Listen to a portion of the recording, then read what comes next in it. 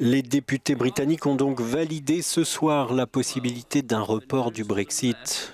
Ils ont aussi donné à Theresa May la possibilité de représenter au vote du Parlement son accord de Brexit négocié avec l'Union européenne. Ce fameux texte qui a déjà été rejeté 2 fois par les parlementaires. À 15 jours de la date prévue du Brexit, les députés ont donc décidé son report par 412 voix contre 202.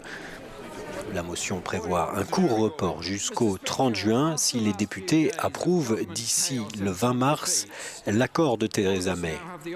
Si ce texte est rejeté à nouveau, le report devra aller au-delà du 30 juin et impliquera l'organisation des élections pour le Parlement européen en mai. We've begun to hold meetings with members across the House to find a consensus and a compromise that meets the needs of this country. But the last few days have also put a responsibility on the Prime Minister. Ces derniers jours, a déclaré Jeremy Corbyn, ont mis la responsabilité du Premier ministre sur la table. L'accord qu'elle a proposé plusieurs fois n'est plus une option viable, a martelé Jeremy Corbyn. Tonight, Mr. Speaker, I reiterate our conviction that a deal can be agreed based on our alternative plan that can command support. Ce soir, Monsieur le Speaker, je vous répète qu'un accord peut être trouvé. Il sera basé sur nos propositions alternatives. Not as a political... Not... Mr. Speaker, not as political point scoring, but as a realistic option to break the deadlock. Il s'agit d'une option réaliste pour sortir de l'impasse, ajoute encore Jeremy Corbyn. Plusieurs amendements ont aussi été examinés par les députés ce soir, notamment un sur la possibilité d'un second référendum, une possibilité largement écartée par le Parlement. La question désormais est de savoir si le texte d'accord va finalement pouvoir être accepté par les députés britanniques, sachant qu'il y a un nouvel élément dans le jeu, celui d'un report long du Brexit, ce qui va peut-être convaincre les parlementaires récalcitrants de voter enfin le texte gouvernemental et d'en finir avec ce Brexit interminable. Car bien sûr, tous ici, et ça n'a pas changé, veulent éviter un Brexit dur, un no deal qui serait catastrophique pour l'économie et les relations commerciales de la Grande-Bretagne avec ses partenaires européens. Le nouveau vote sur l'accord de Theresa May devrait avoir lieu avant 6 jours et le sommet européen des 20 et 21 mars à Bruxelles. À noter que Theresa May ne s'est même pas exprimée elle-même ce soir, épuisée et la voix brisée par tous ces débats très agités et durs à la Chambre des communes.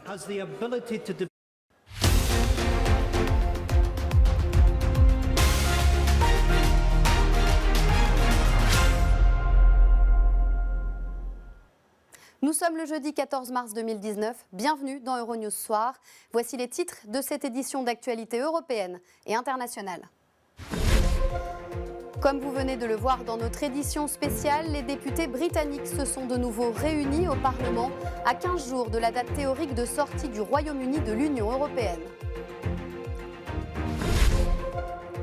La France redoute une marée noire après le naufrage d'un navire italien transportant notamment des matières dangereuses et plus de 2000 tonnes de fioul lourd au large de La Rochelle. Et puis nous irons au Venezuela où le pays se relève doucement d'une gigantesque panne électrique. Le réseau de distribution en eau n'a pas encore été rétabli.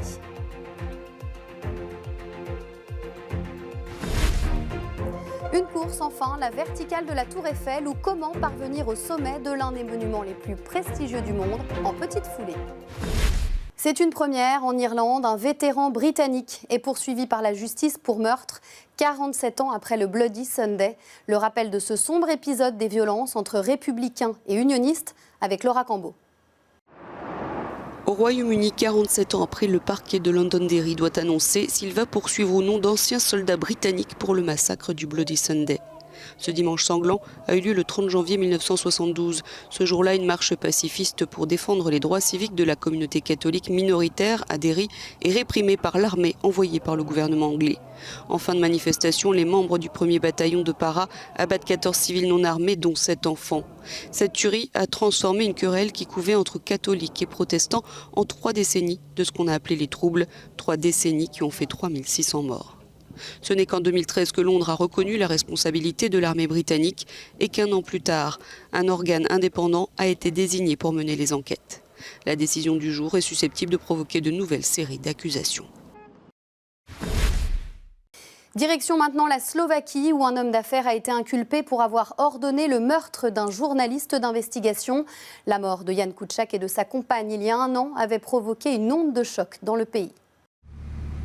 Un an après le meurtre du journaliste slovaque Jan Kuciak, l'enquête progresse.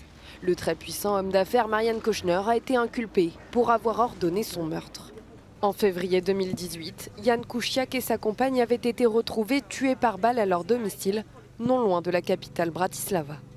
Depuis le début de l'enquête, la police pense que la victime a été tuée par des tueurs à gages à cause de son travail de journaliste d'investigation.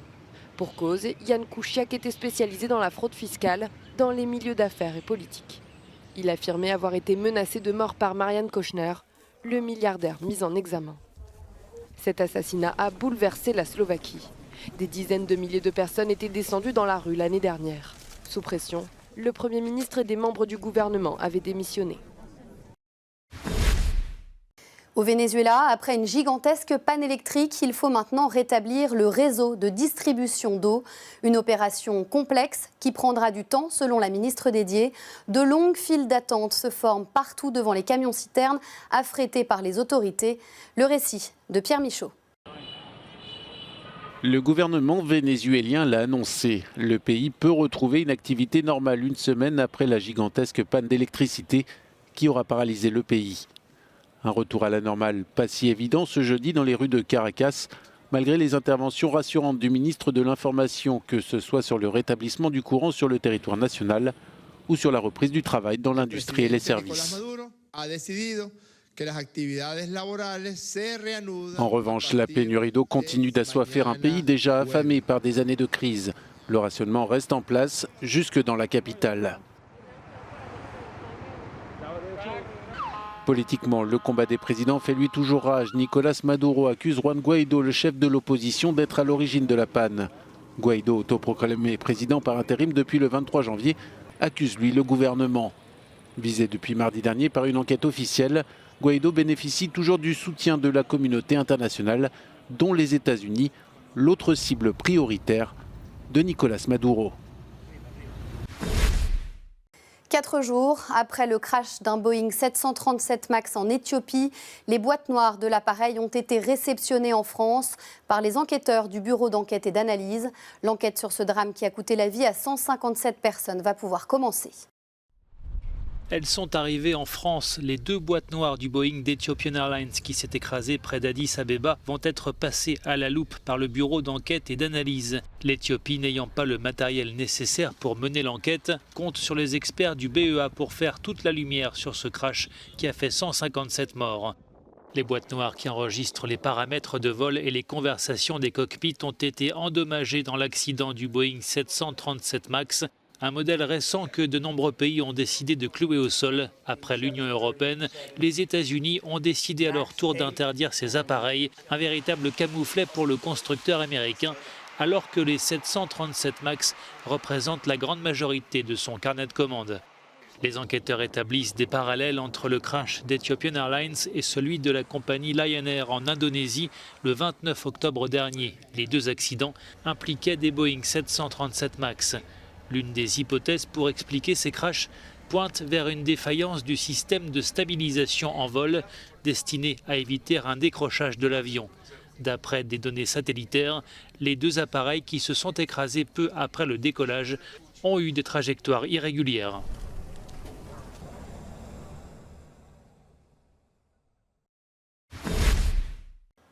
Venons-en maintenant à cette pollution aux hydrocarbures provoquée par le naufrage d'un navire italien au large de La Rochelle en France.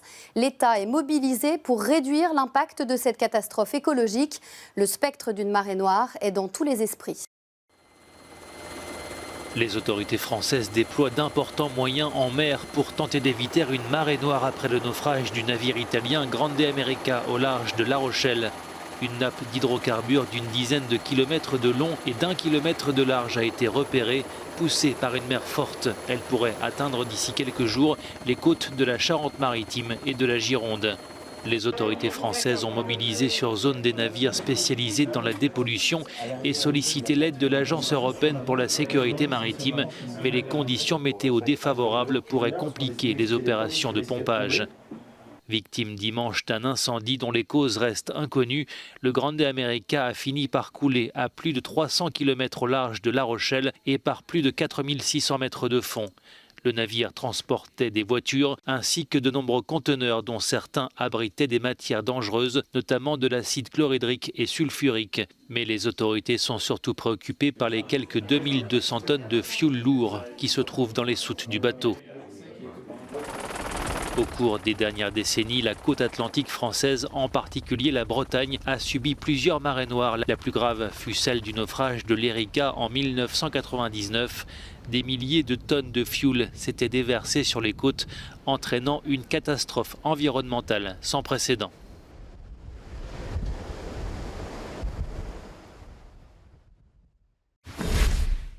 Environnement, toujours, la France est poursuivie en justice par 4 ONG pour son action insuffisante face au dérèglement climatique.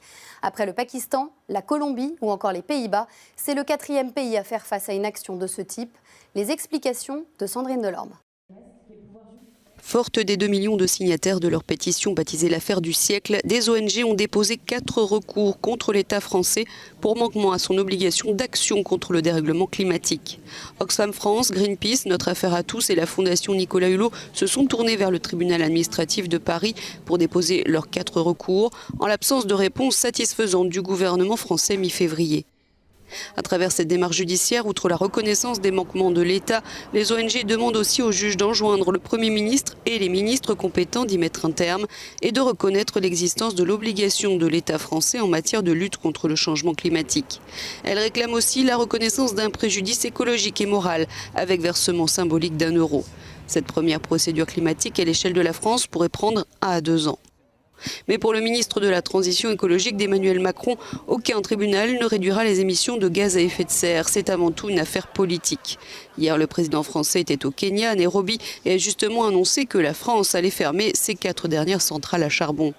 Une goutte d'eau dans un océan de mesures à prendre, diraient les auteurs du dernier rapport de l'ONU, présenté aussi à Nairobi lors de l'Assemblée générale du Programme des Nations Unies pour l'environnement. Selon ce rapport, en effet, l'extraction et la production de matières premières, de combustibles et de nourriture engendrent la moitié des émissions de gaz à effet de serre dans le monde. Partant de ce constat, il appelle à réformer drastiquement l'économie mondiale pour produire mieux avec moins, sinon on risque un effondrement du système mondial.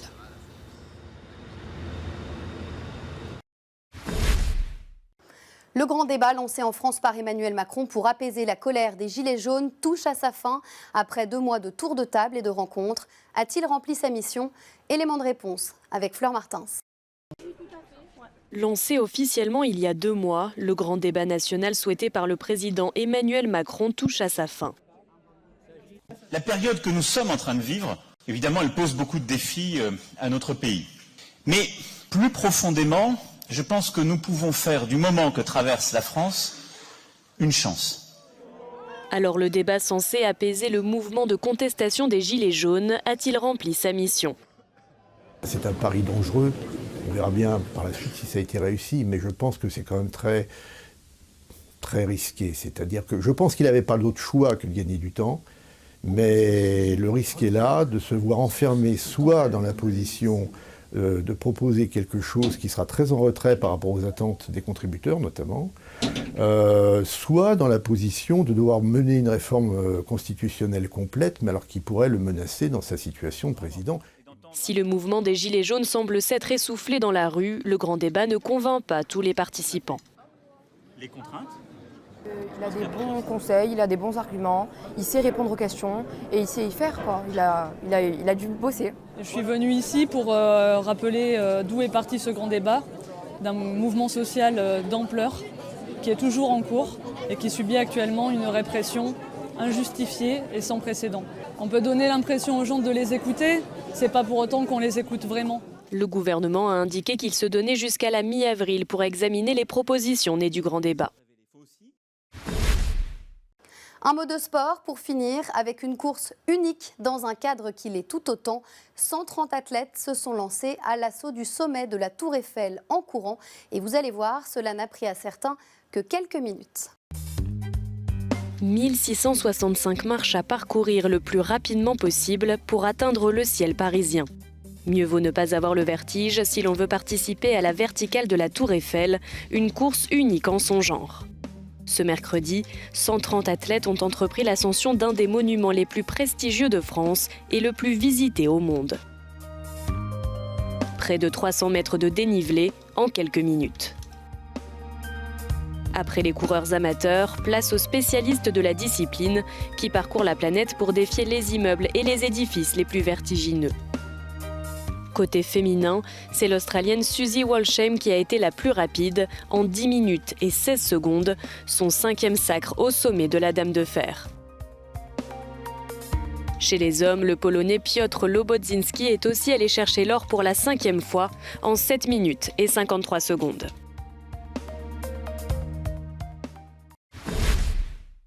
Voilà, c'est la fin de cette édition. L'information continue sur Euronews et les réseaux sociaux. Très bonne soirée, à demain.